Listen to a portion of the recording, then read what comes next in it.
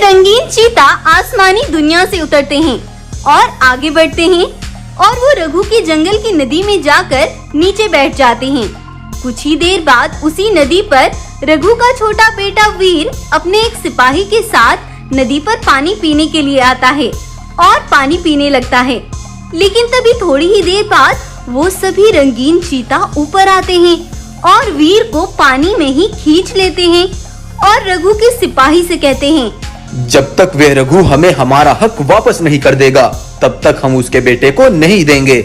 उससे कह देना हमें 2 दिन के अंदर हमारी वह मणि वापस चाहिए, नहीं तो वह अपने बेटे को खो देगा।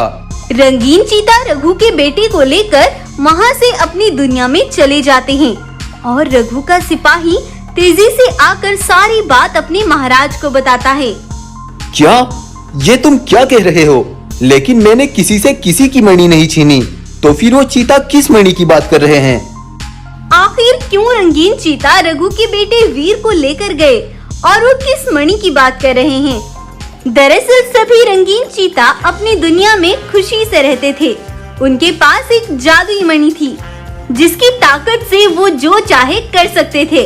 वो मणि बहुत शक्तिशाली थी और इधर रघु के ही जंगल में उसका दोस्त गब्बर बाघ भी रहता था।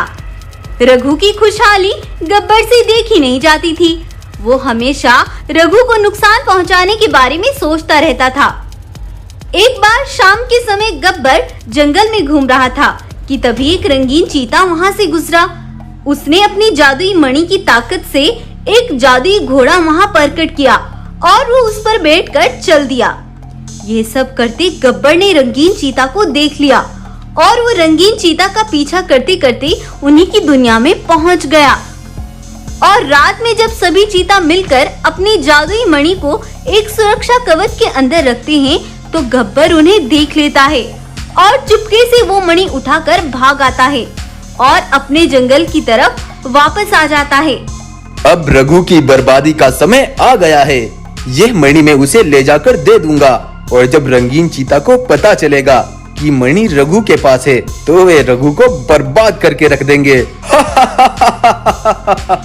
तब गब्बर ने एक शेर की नकली खाल पहन ली और जख्मी हालत में पेड़ के पास पड़ गया। उधर से रघु अपनी पत्नी के साथ आ रहा था।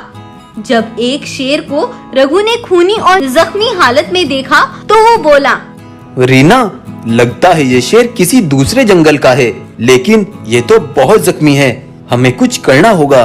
तब रीना और रघु शेर की नकली खाल में पड़े उस गब्बर बाघ को अपनी गुफा पर ले आए। रघु और रीना ने गब्बर शेर की बहुत ज्यादा देखभाल की। थोड़ी ही देर बाद गब्बर उठ खड़ा हुआ।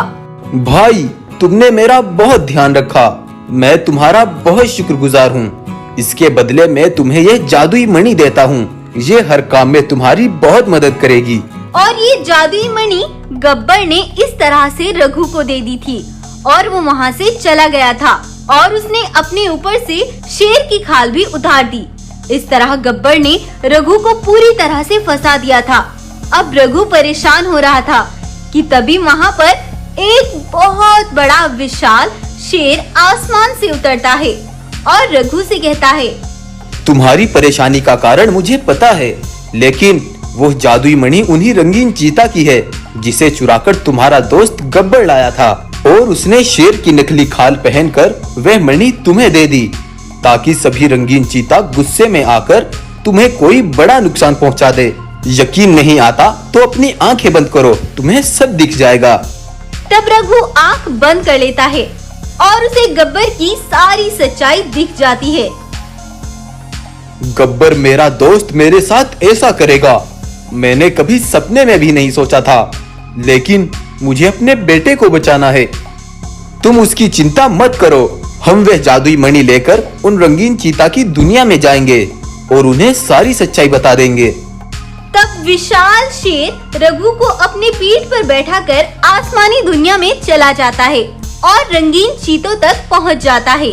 जादुई विशाल शेर और रघु उन रंगीन चीता को उस गब्बर के बारे में सब बताते हैं और उनकी जादुई मणि वापस कर देते हैं। जिसकी सजा हम तुम्हें दे रहे थे वो गुनाह तो तुमने किया ही नहीं था, हमें माफ करना भाई, लेकिन वो गद्दार गब्बर अब बच नहीं पाएगा।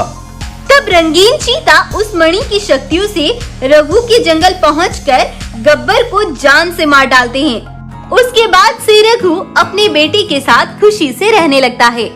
तो अगर आपको ये कहानी पसंद आई है तो इस कहानी को लाइक करें, शेयर करें और चैनल को सब्सक्राइब करें। Thank you.